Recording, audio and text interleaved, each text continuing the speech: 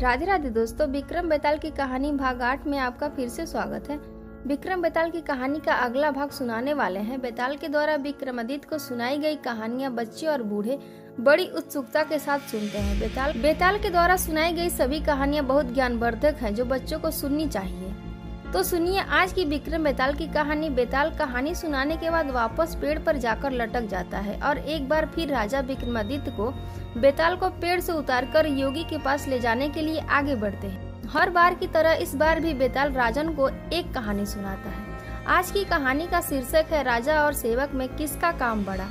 एक समय की बात है, मिथिलावती नाम का एक नगर था जहां गुणदीप राजा का शासन था।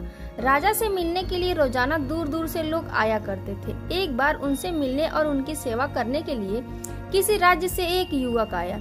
युवक ने राजा से मिलने की बहुत कोशिश की, लेकिन वह राजा से मिल नहीं पाया। अपने साथ युवक जो भी सामान लाया था वह सब खत्म हो गया। एक दिन की बात है, जब राजा शिकार के लिए जंगल जाते हैं तो युवक भी उनके पीछे पीछे चला जाता है। जंगल इतना घना था कि राजा से उनके नौकर बिछड़ जाते हैं। बस राजा और युवक साथ रह जाते हैं। जब राजा जंगल की ओर आगे बढ़ने लगते हैं तो युवक राजा को रोकता है। राजा उसकी तरफ देखते हुए कहते हैं, तुम इतने कमजोर क्यों लग रहे हो। युवक जवाब देता है, राजन यह मेरा कर्म दोष है। मैं अपने कई राजाओं के साथ रहा हूँ जो हजारों लोगों को पालता है, लेकिन उनकी नजर कभी मुझ पर नहीं पड़ी। अपनी बात को आगे बढ़ाते हुए युवक बोला, राजन 6 बातें इंसान को कमजोर बनाती हैं। गलत व्यक्ति से प्रेम, बिना कारण हंसना, स्त्री से बहस करना, बुरे स्वामी के लिए काम करना, गधे पर सवारी और संस्कृत के बिना भाषा।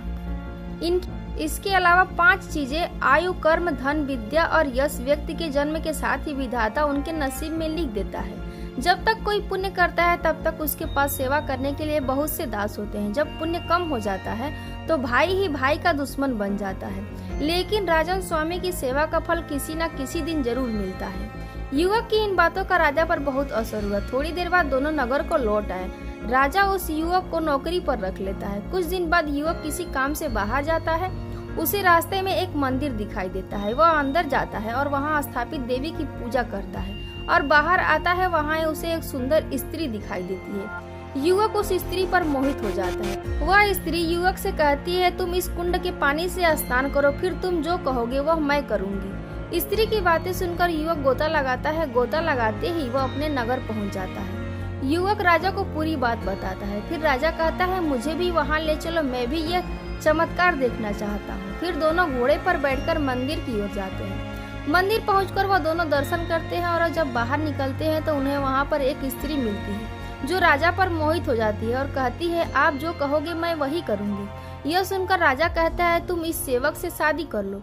राजा की बात सुनकर स्त्री कहती है, मुझे तो आप पसंद हो। फिर राजा उस स्त्री से कहता है, सज्जन इंसान से जो कहता है उस बात की निभाता भी है, इसीलिए तुम्हें अपनी बात का पालन करना चाहिए। फिर उस स्त्री और युवक का विवाह हो जाता है। इस कहानी को सुनने के बाद बेताल बोलता है, अब बताओ कि राजा और सेवक में किसका काम बड़ा हुआ। राजा विक्रमादित्य ने कहा कि नौकर का काम बड़ा हुआ। बेताल पूछता है, कैसे। राजा विक्रमादित्य कहते हैं कि उपकार करना एक राजा का धर्म होता है, लेकिन जिसका धर्म नहीं था उसने उपकार किया है तो युवक का काम बड़ा हुआ। राजा का जवाब सुनकर बेताल बेहद खुश हुआ और बोला, राजन तूने मुंह खोल दिया, अब मैं चला। इस कहानी से हमें ये सीख मिलती है कि हमें अपने वादे का पालन करना चाहिए और उसे हर कीमत पर पूरा करना चाहिए। तो आज की विक्रम बेताल की कहानी में इतना ही। फिर मिलते हैं नई कहानी के साथ। सुनते रहिए क्रिएटिव कहानियां पर विक्रम बेताल की कहानी। तब तक के लिए जय सीताराम।